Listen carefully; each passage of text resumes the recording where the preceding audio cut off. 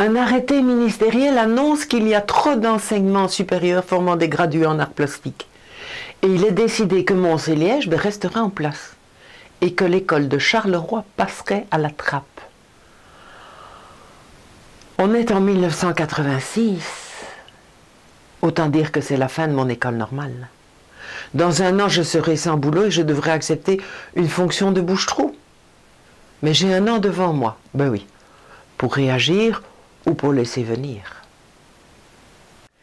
Depuis quelque temps, les ordinateurs commençaient à investir tous les domaines.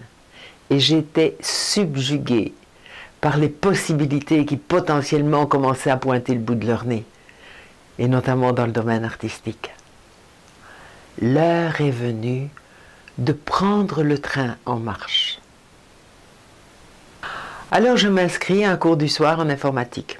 J'y apprends différents langages, intéressants bien sûr, mais qui n'ouvrent pas les portes du dessin artistique assisté par ordinateur.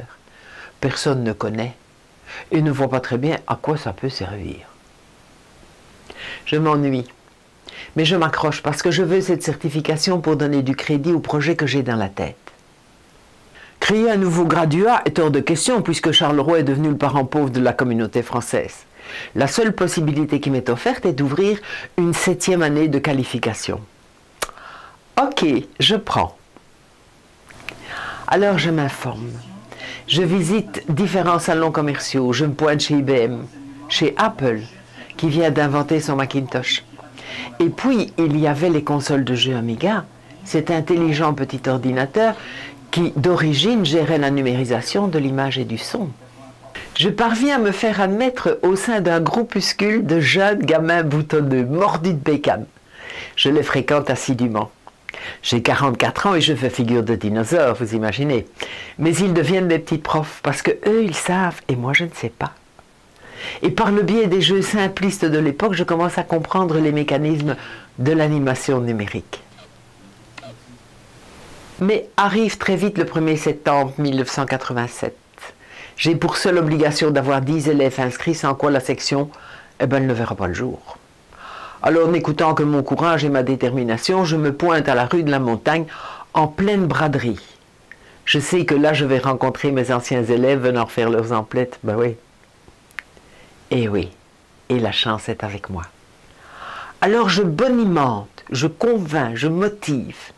Ils doivent juste assister aux 3 premiers jours de la rentrée afin d'envoyer la liste des 10 inscrits au ministère. Et ensuite, ils pourront décider de rester au cours ou de partir. Eh bien, ils sont tous restés. Merci les garçons. Mais il faut du matériel et ça coûte un pont. Demandez à mon institution de fournir le matériel, ok, ils ne seront pas contre. Mais cela va prendre 10 mois de formalités, d'appels d'offres et de vote au collège Échevinal. C'est pas possible. Alors, je décide d'investir. J'achète 2 ordinateurs, 3 magnétoscopes, 5 moniteurs, une caméra, une table de vidéo, une table de mixage et un Genlook, petit objet super sophistiqué dont aucun marchand ne connaissait l'existence et qu'il fallait faire venir d'Angleterre pour la modique somme de 2 000 €. Et cela sans savoir si ça allait marcher. C'est du kit ou double. Soit j'investis, j'ouvre ma section et je garde mon emploi. Bah oui. Soit je garde mes sous, je deviens chômeuse, et dans le meilleur des cas, je termine ma carrière comme un petit prof dans le secondaire, dans une école de 3e zone. Ben, il n'y a pas photo. Je casse ma tirelire. J'ai tenu cette section à bout de bras durant 10 années glorieuses, m'investissant sans relâche dans l'apprentissage des nouveaux logiciels, parce que l'info progressait à une vitesse vertigineuse. On changeait d'époque. Plus question de dormir sur ses acquis. 1 mois suffisait pour rendre la plus puissante nouveauté hors service. Ça fait vibrer les neurones et le palpitant, mais quel pied! Toute la Belgique a défilé dans ma classe pour s'informer et surtout pour me copier, parce que c'était la première école d'image de synthèse, art informatique.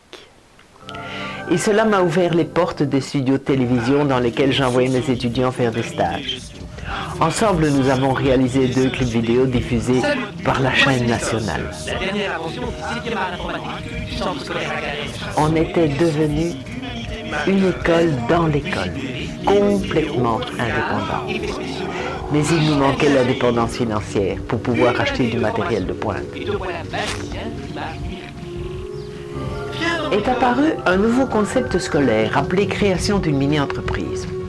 Excellente idée qui permettait aux jeunes de s'initier au métier d'entrepreneur, mais sous tous ses angles: statut social, émission d'actions, plan à courte ou longue échéance, études de la production, études de marché, etc., etc.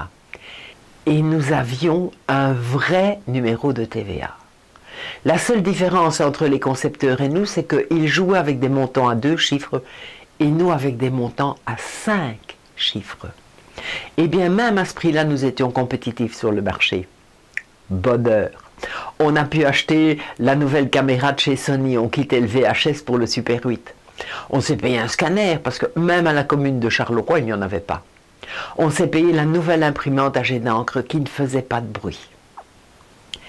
Et en plus, nous avons bénéficié d'un stand offert par la ville au salon de l'entreprise.